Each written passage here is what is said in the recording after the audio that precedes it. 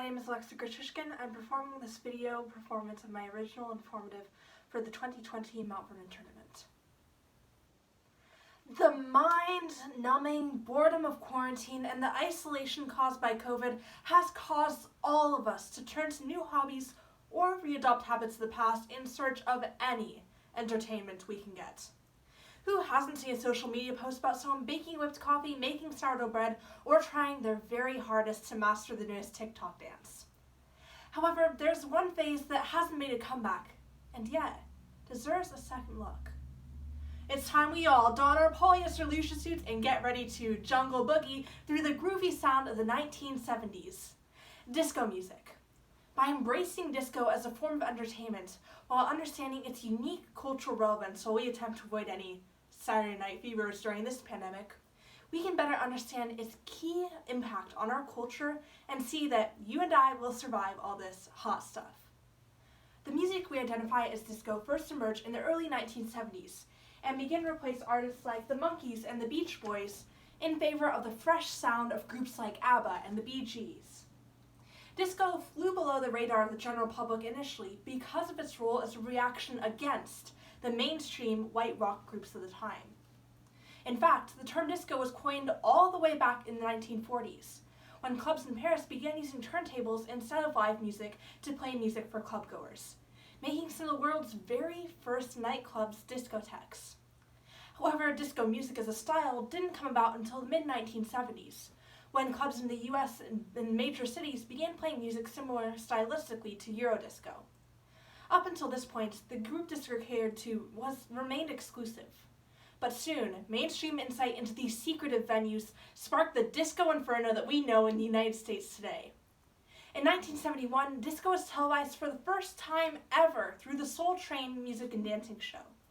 And after music critic Vince Aletti began attending the dance club The Loft, he became enamored with disco culture and was motivated to publish the first ever mainstream article about disco, titled Discotheque Rock in the Rolling Stone. This public exposure caused small clubs to grow bigger, to accommodate large crowds, high-tech speakers, and of course, the classic disco ball. Prior to 1970, there were few disco-only radio stations. But by the time that 1978 rolled around, there were 200 disco-only radio stations existing in the US alone. At this point, everyone was saying "I love the nightlife," resulting in artists like Donna Summer and the Bee Gees topping charts and staying alive in our playlist to this very day. But from its conception, disco has actually fundamentally been an art form of resistance.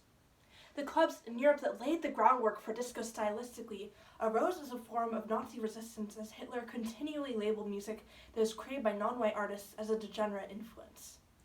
This led French resistance groups to create hidden dance clubs, where this music could be enjoyed and celebrated in peace. Even under the strict rule of the USSR, disco dancing at nightclubs was still permitted. However, the USSR began to freak out as disco culture began to be seen as subversive. Soon, each dance required a reason for the dance to be submitted to the Communist Party, and music was heavily censored. There was no love train for disco. We remember jazz for the way it amplified black artists in the 1920s, rock and roll as a rebellious movement against established norms in the 60s. And when we listen to disco music, we think of tacky lights, mass-produced music, and blatant commercialism.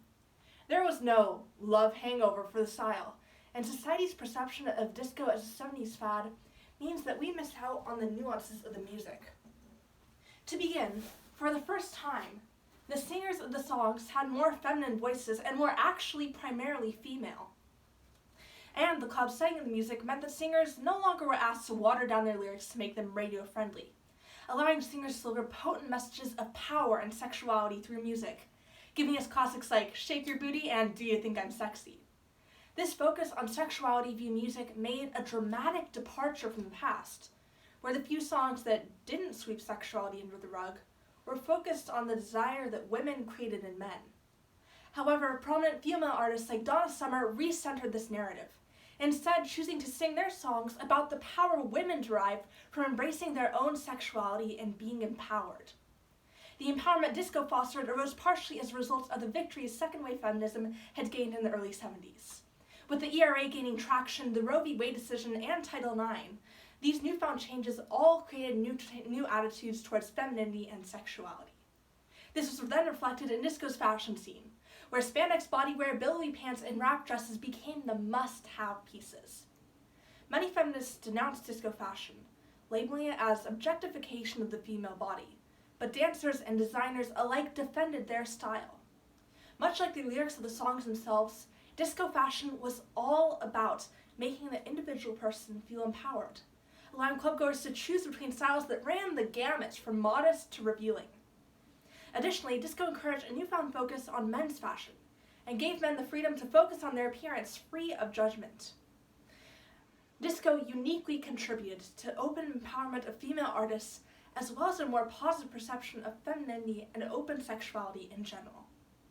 And don't stop till you get enough, because disco's unique cultural blend engendered the expression of fresh Black and Latinx artists who became wildly successful after previously being shunned by a society.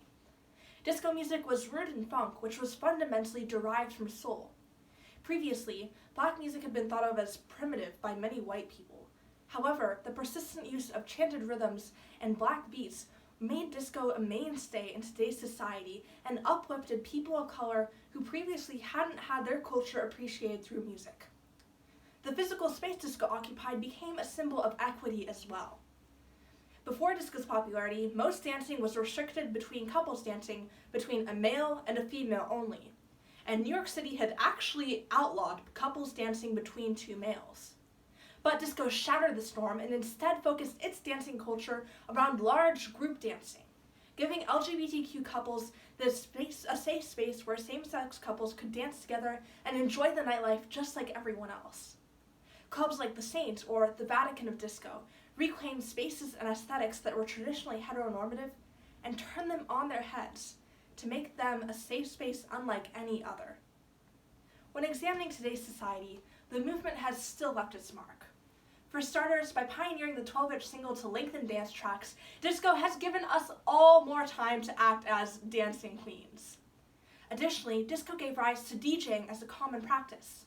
Since dance culture was a key component to disco style, DJs were forced to use unique and new styles in order to listen ahead to new tracks or remix old songs to make them sound fresh and exciting.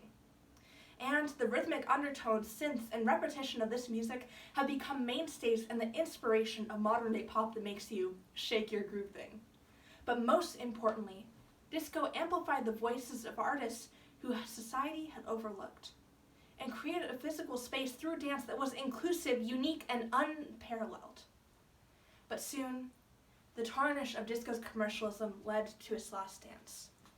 When disco became perceived as popular, it led to a massive influx of white, working-class youth into the scene, which subsequently led to the gentrification of the genre.